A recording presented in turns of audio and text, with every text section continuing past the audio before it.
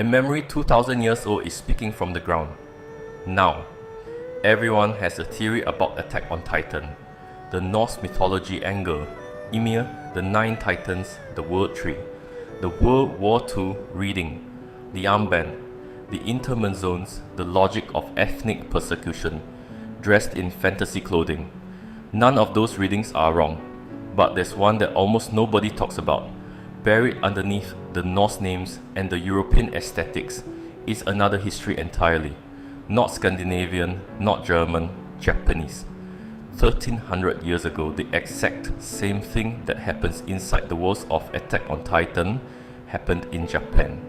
Not with giants, not with memory serum, with something more durable than either, words. And the walls built from those words are still standing today. Let me lay out the core structure of Attack on Titan. Whether you've seen all of it or none of it, humanity lives inside 3 concentric walls. Outside those walls, Titans. Outside those walls, no other humans as far as anyone inside knows.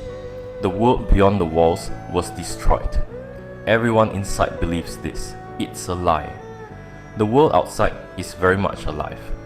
The memories of the people inside the walls were deliberately rewritten.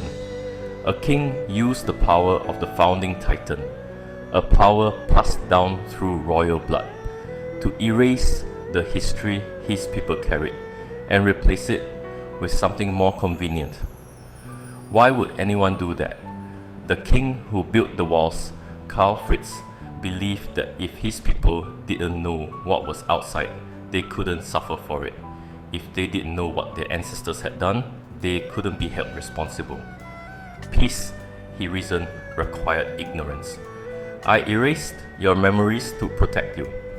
That is the logic at the center of this story, and it is not fiction. In 712 AD, a book was completed in Japan, the Kojiki, the Record of Ancient Matters. 8 years later, the Nihon Shoki followed. These are not simply mythology collections.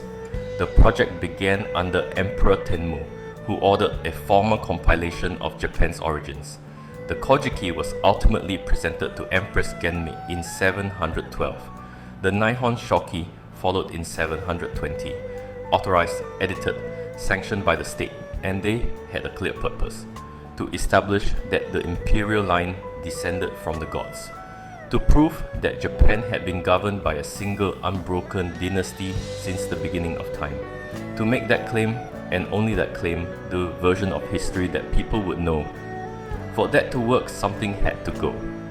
Before the chronicles were compiled, the Japanese archipelago was home to major centers of power, each with its own traditions, its own gods, its own claims to authority.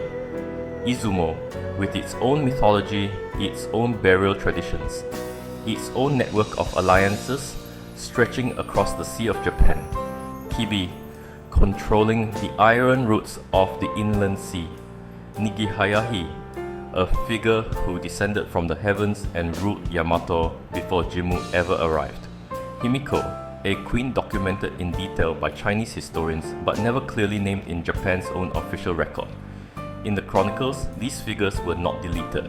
They were rewritten, turned into supporting cast, assigned roles in someone else's founding myth, made to willingly hand over everything they had. In Attack on Titan, Karl Fritz used the founding titan to rewrite what his people remembered. In Japan, the project Tenmu set in motion, rewrote what future generations would know. The walls in Attack on Titan are made of titans. Japan's walls were made of words. Inside the walls of Attack on Titan, people live ordinary lives. They don't know what's outside, they don't know what their ancestors did. They don't know that the world they think ended is still going. The memory erasure worked until it didn't. In Attack on Titan, everything changes when Eren opens the basement. His father left something behind: books, journals, a record of what was true before the walls were built. Japan has its own version of that basement.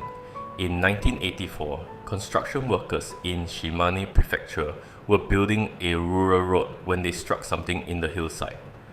358 bronze swords, buried in a single pit, more than the total number of such objects discovered across the entire country of Japan combined up to that point.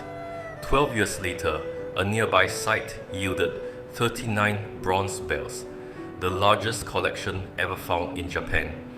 In the year 2000, excavations at the Grand Shrine of Izumo uncovered the base of a wooden pillar 3 meters in diameter, evidence of a structure that may have stood 48 meters tall, taller than anything else in ancient Japan. The chronicles describe a peaceful handover. The archaeology suggests a region of far greater scale, wealth and ritual power than that narrative encourages us to imagine. The memory that was supposed to be erased had been sitting in the earth for 2,000 years, waiting. One more thing, the first episode of Attack on Titan has a title, To You, 2,000 Years Later.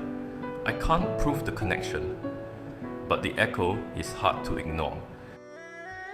In Attack on Titan, the people outside the walls aren't monsters, they're just people, with their own history, their own version of events, their own understanding of why things are the way they are.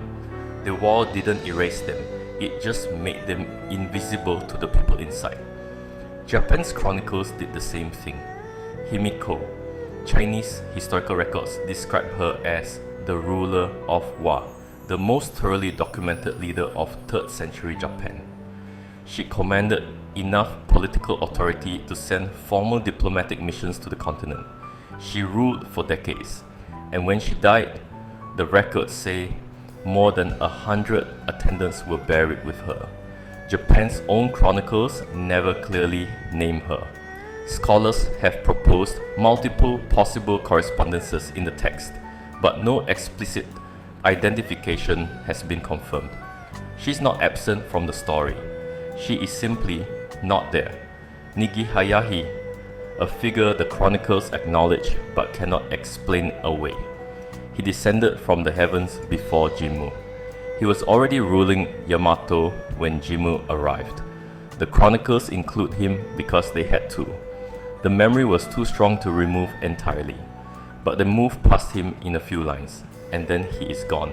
Izumo, a civilization with its own gods, its own burial traditions, its own alliance network reaching across the Sea of Japan. The Kojiki, Japan's official mythology, devotes roughly a third of its mythological content to Izumo's gods.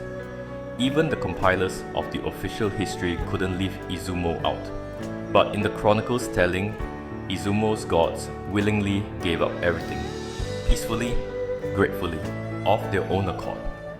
The wall doesn't say you don't exist, it says you chose this. That is a much more effective kind of erasure. There's one question I keep coming back to. Did Isayama Hajime do this deliberately?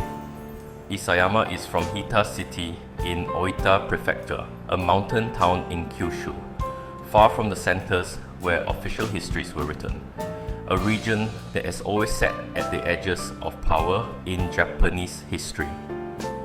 In one interview, Isayama suggested that the walled world represents something like the mental state of Japan today, a tendency to put a lid on reality and refuse to look at it.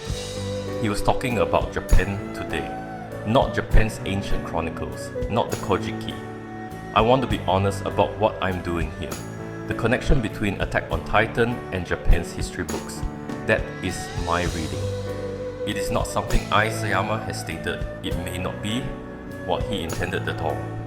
I can't prove it, and I won't pretend otherwise. But here is what I find hard to dismiss. This channel has looked at One Piece before, specifically the Wano arc, and the way its structure mirrors the suppression of regional identity in ancient Japan. Oda Eiichiro has never confirmed a direct connection to the Kojiki, and yet the parallels are precise enough that they're difficult to read as purely coincidental. There's another one I want to mention, and I'll come back to it properly in a future episode. In Spirited Away, the river spirit Haku has forgotten his own name. When he finally remembers it, his full name is Nigihayami Kohaku Nushi. Nigihayami, the same root as Nigihayahi, the god this channel has spent an entire episode on, the one the chronicles couldn't erase. In ancient Japanese belief, to take someone's name was to take their power. To forget your own name was to lose yourself entirely. Miyazaki built an entire film around that idea. Did he draw it consciously from ancient myth? Or did it surface on its own, the way things do when a culture carries something deep enough for long enough? I don't know the answer. What I do know is that these structures keep appearing. In Isayama, in Oda, in Miyazaki, in stories that feel modern on the surface and ancient underneath. Maybe Japan's mythology and history are so deeply embedded in the culture that they surface in the work whether the creator intends it or not. And if that's true, then knowing this history isn't just an academic exercise. It's another way into the stories you may already love. In Attack on Titan, Eren opens the basement. What he finds there doesn't give him peace. It gives him a choice. A terrible, irreversible choice about what to do with truth that can no longer be put back. Japan's basement has been opening for the last 40 years. 358 bronze swords in 1984. 39 bronze bells in 1996. A pillar 3 meters wide in the year 2000. Human bones with weapons still embedded in the hills of Tottori. Dated to the late Yayoi period. Close enough to the era Chinese historians called the Great Disorder in War to make the comparison difficult to ignore. Each discovery is another page from the book the chronicles didn't write. Attack on Titan asks a question it never fully answers. When you learn what was behind the walls, what do you do with that? Japan is still working out its answer. The walls the chronicles built are still standing. The official history hasn't changed, but the ground keeps talking. And the ground, unlike the chronicles, was never told what to say. The victors build the walls, but they can't build them underground.